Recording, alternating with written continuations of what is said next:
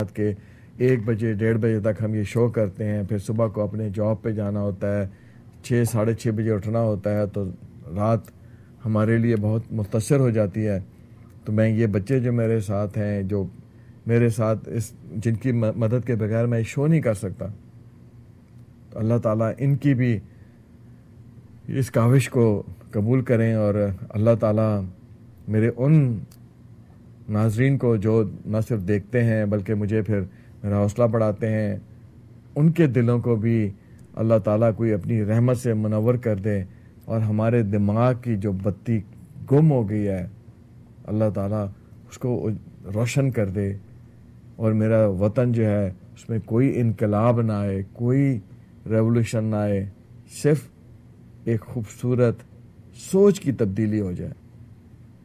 اور یہ تبدیلی عوام میں آنی ہے، یہ تبدیلی مزدور، ترکھان، دیہات میں رہنے والا ایک عام آدمی، چھوٹے بڑے شہروں اور بڑے شہروں، چھوٹی بلڈنگوں، بڑی بلڈنگوں، جہاں بھی انسان بستے ہیں، صرف وہ اپنی سوچ کو چینج کر لیں۔ اور جب اپنی سوچ کو چینج کر لیں گے، جب ان کی یقین کا محور اللہ تعالیٰ کی ذات ہوگی، جب وہ مسلمان نام کے مسلمان نہیں ہوں گے، جب وہ اللہ پر یقین کریں گے کہ یار میں نے کنڈا نہیں ڈالنا ہے، اللہ کو دینا ہے تو مجھے حلال رزق دے، یا اللہ مجھے چوری کے پیسے نہیں چاہیے۔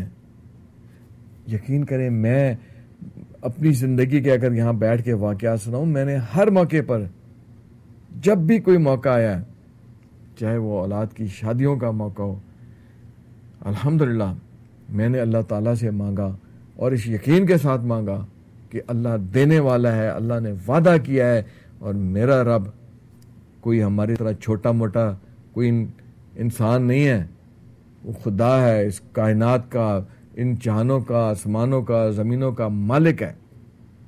وہ ہماری سوچ کو بھی سمجھتا ہے، ہمارے دل کی دھڑکنوں کو بھی سمجھتا ہے، وہ ہماری اچھی اور بری ہر چیز کے بارے میں علم رکھتا ہے۔ اور جب ہم اس سے مانگتے ہیں، بھائی دیکھو، جب آپ اپنے پیرنٹس سے مانگتے ہو، ضد کرتے ہو، تو آپ کے پیرنٹس دیتے ہیں کہ نہیں دیتے؟ تو جب آپ خدا سے مانگو گے، جب آپ خدا سے مانگو لیکن یقین کے ساتھ، with no doubts، جب آپ کو شک ہوگا کہ یار اللہ کیسے دے گا، اور میں اپنے بچے کے لیے یہ حرام سے ہی کیوں نہ بناؤں، محل نہ بناؤں، تو اللہ کوئی آسمان سے دے گا؟ خدا کی قسم اللہ آسمان سے دے گا۔ آپ اللہ سے مانگو اور یقین کے ساتھ مانگو، اور آپ کو جو یہ حرام کا مال مل رہا ہے، آپ اس کو کہو کہ مجھے نہیں چاہیے۔ یہ کون سی مشکل کام ہے یار؟ ٹیمپٹیشن ہوتی ہے نا، آپ اس ٹیمپٹیشن کو کیسے کر سکتے ہیں؟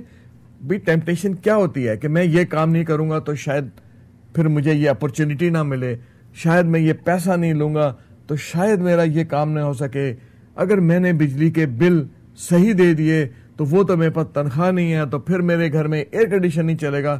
یار تو کیا ہوگا؟ ایئر کنڈیشن نہیں چلے گا تو پھر بھی میرا گھر تو چلے گا، اور پھر بھی اللہ میرے 1 روپے میں اتنی طاقت دے گا کہ جو لاکھوں روپے سے زیادہ ہوگا، میرا 1 روپیہ ختم نہیں ہوگا۔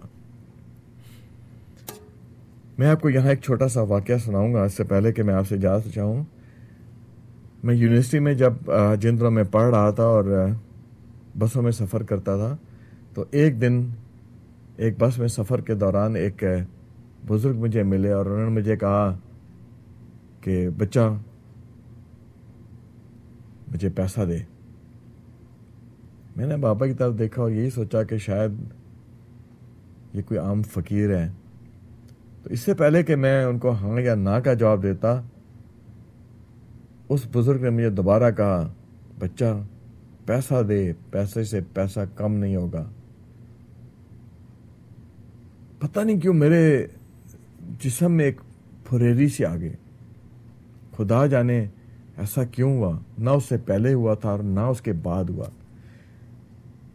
اتفاق کی بات ہے کہ میں جب اس نے مجھ سے یہ پیسہ مانگا تھا، اس کے چند لمحوں بعد بس نے رکنا تھا اور میں نے اس اسٹاپ پہ اترنا۔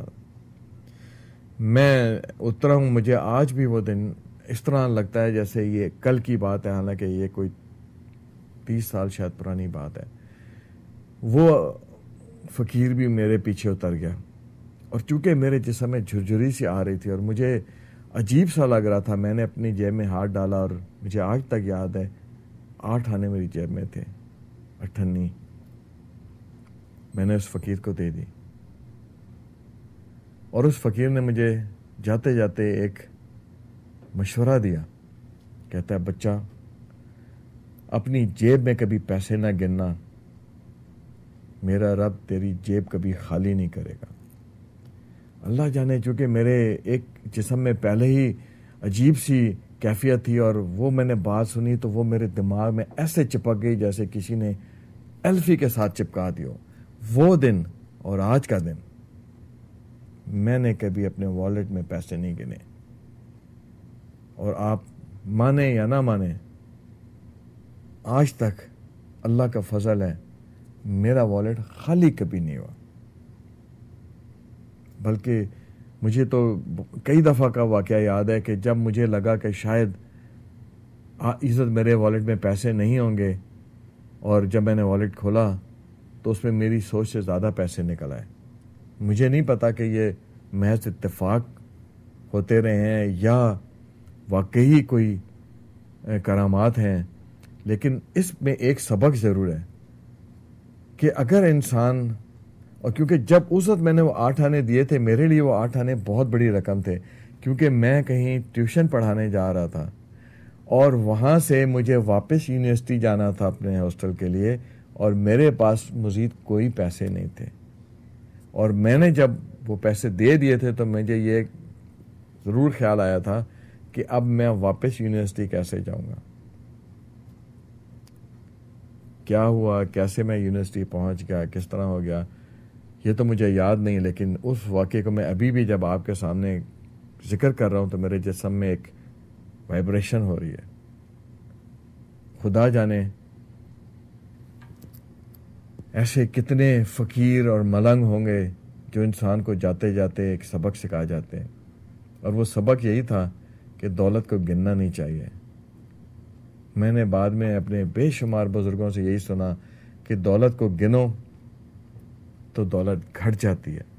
کہتے ہیں نا، لکشمی دیوی کو گننا نہیں چاہیے، اس کو گرفتار نہیں کرنا چاہیے. لکشمی دیوی آزاد ہے، لکشمی آزاد ہے، اس کو آزاد رہنا چاہیے، اس کو استعمال کرنا چاہیے، اس کو خرچ کرنا چاہیے. اور کہتے ہیں دولت جتنی خرچ کرو اتنی بڑھتی ہے. فرق یہ ہے کہ دولت جائز جگہ پہ خرچ کی جائے. جب لکشمی کو آپ، اس دیوی کو آپ حرام جگہ پہ خرچ کرتے ہو تو دیوی آپ سے ناراض ہوتی ہے. اگر آپ اس دیوی کو اچھائی کے لیے خرچ کرتے ہو تو یہ دیوی آپ سے خوش ہوتی ہے. آپ کے پاس 1 پیسہ ہے یا 1 کروڑ روپے ہیں، یہ دیوی ہے. اس کو اچھی جگہ خرچ کریں، یہ کبھی کم نہیں ہوگی. میرا تجربہ زندگی کا آپ کے سامنے میں نے بیان کر دیا. مجھے تو اس ملنگ کی بات سے پھریری آئی تھی، اور آج تک الحمدللہ شاید اس پر عمل کرنے ہی کی وجہ سے آج تک مجھے کبھی مالی پریشانی نہیں ہوئی. آپ بھی عمل کر کے دیکھیں.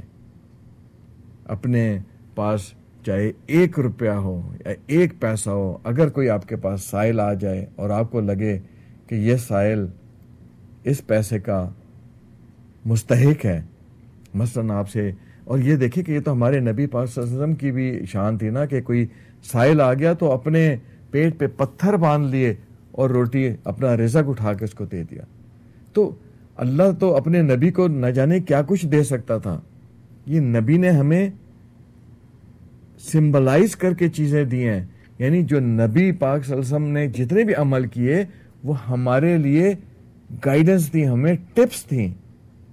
جیسے میں آپ کو ایک مثال دوں، ایک تاجر جب چین جا رہا تھا، یہ بھی ہم نے اپنے بچپن میں پڑھا، تو اس نے اپنے طوطے سے پوچھا کہ مٹھو میاں میں چین جا رہا ہوں، تمہیں کچھ منگانا ہے تو بتاؤ. تو طوطے نے کہا، حضور آپ میرا ایک چھوٹا سا کام کیجئے گا، چین کے طوطوں کو میرا سلام کہیے گا اور ان سے کہیے گا کہ تم تو آزاد فضاؤں میں اڑتے پھر رہے ہو اور میں یہاں قید و بند کی صحبتیں جھیل رہا ہوں۔ تاجر چین گیا، ایک جگہ سے گزر رہا تھا، اسے طوطے نظر آئے، اس نے اپنے طوطے کا پیغام ان تک پہنچایا۔ یہ سنتے ہی ایک طوطا ٹپک کر کے گر گیا۔ تاجر نے کو بڑا دکھ ہوا کہ شاید اس کو میرے طوطے کی تکلیف سن کے اتنا دکھ ہوا کہ اس صدمے سے مر گیا۔ تاجر جب واپس آیا تو طوطے نے کہا، حضور آپ نے میرا پیغام چین کے طوطوں کو پہنچایا؟ اس نے کہا ہاں۔ تو طوطے نے کہا، حضور تو انہوں نے میرے لیے کوئی پیغام دیا؟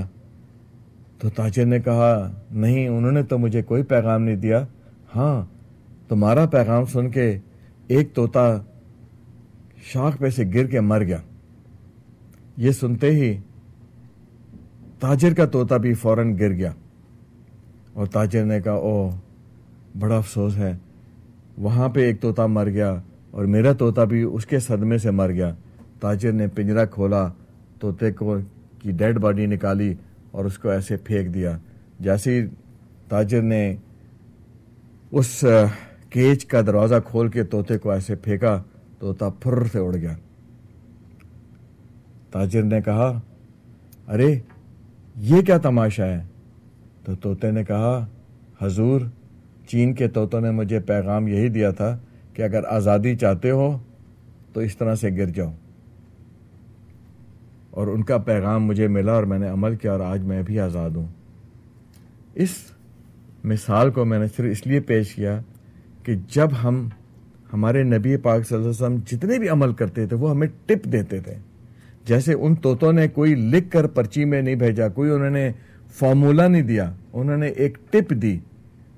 ہمارے نبی پاک صلی اللہ علیہ وسلم نے کیا کیا کہ سائل آیا، آپ روزے سے ہیں، آپ نے کھانا کچھ نہیں کھایا ہوا ہے، کمزوری اور نکاحت ہے، سائل دروازے پر آیا تو اپنا رزق اٹھا کے اس کو دے دیا اور اپنے پیٹ پہ پتھر باندھ لیا۔ یہ ہمارے پیارے حبیب نے اس لیے کیا کہ وہ ہمیں ٹپ دینا چاہتے تھے کہ اگر تمہارے دروازے پر کوئی سائل آ جائے، کوئی ضرورت مند آ جائے تو اس کو خالی ہاتھ مت بھیجو، اس کی فریاد پوری کر دو۔ اللہ تمہارے حق میں اس سے بہتر کوئی چیز نہیں ہو سکتی، اور اللہ تمہارے حق میں بہتری کرے گا اور یہی تمہارے لیے بہتر ہے۔ اس دعا کے ساتھ کہ اللہ تعالیٰ مجھے اور آپ کو ان نیک باتوں پر عمل کرنے کی توفیق عطا کرے۔ اللہ تعالیٰ ہمیں چوری چکاری اور جو چھوٹے چھوٹے ہم ڈے ٹو ڈے کوتاہیاں اور گناہ کرتے ہیں، اللہ تعالیٰ ہمیں اسے بچنے کی ہمت اور حوصلہ عطا فرمائے، اور اللہ تعالیٰ ہماری پاکستانی قوم کے درمیان یونٹی پیدا کرے اور ہم ایک ہو کر پھر وہی کہیں، بچا کے رہیں گے پاکستان، بچ کے رہے گا Pakistan. Take care of yourself. انشاءاللہ زندگی رہی تو کل آپ سے ملاقات ہوگی۔ تب تک کے لیے اپنا اور گرد نواح کے لوگوں کا خیال رکھیے گا۔ اللہ حافظ۔